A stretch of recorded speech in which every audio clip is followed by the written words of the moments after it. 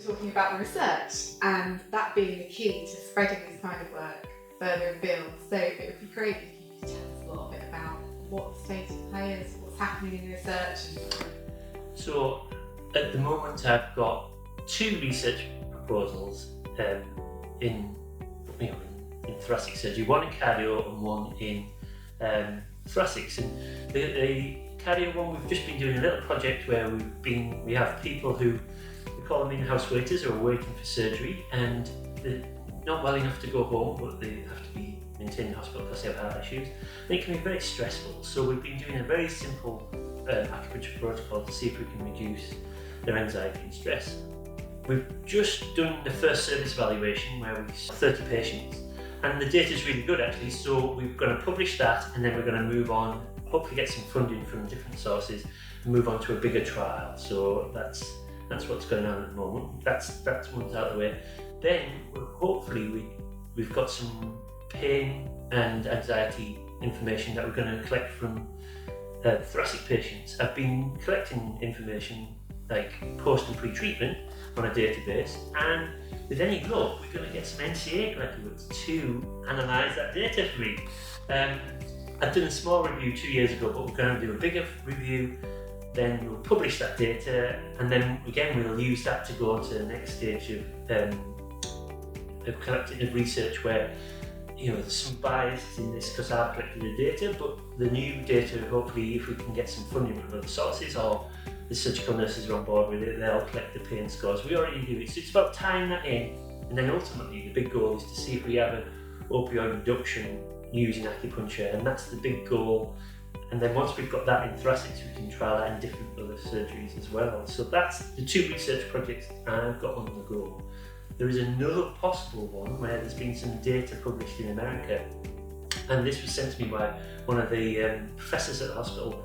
He's a heart surgeon as well, and we're going to start looking at using acupuncture to reduce post-surgery AF, where the heartbeat goes a bit random sometimes. So there's been research done in America, and we can replicate that trial. So for us, research is the key. It has to be the key. We're moving forward.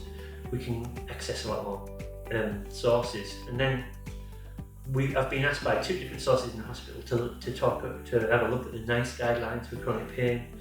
The head of cancer services has asked me directly what we can do and how we can set up that service as well. So that it's all data based, it's all research based. We need more. And how about what the data's telling you so far? So obviously maybe not fully kind of run through that kind of gauntlet of the kind of research methodologies and clinical trials, but of the data that you've got and the stats that are coming out from it, what are the bits that you get most excited about? So, pain, we got a mixed bag here with, anxiety,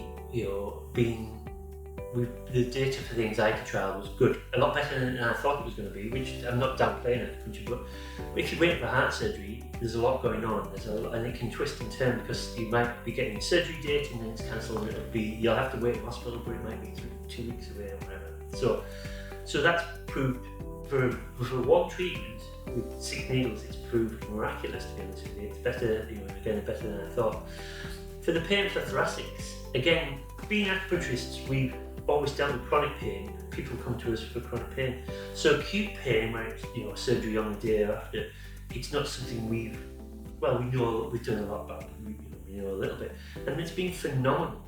I'm really surprised at this, and I'm the one that's doing it. It's been absolutely phenomenal. Where we've had people who pain was at 10, and then some of them it's reduced to 0.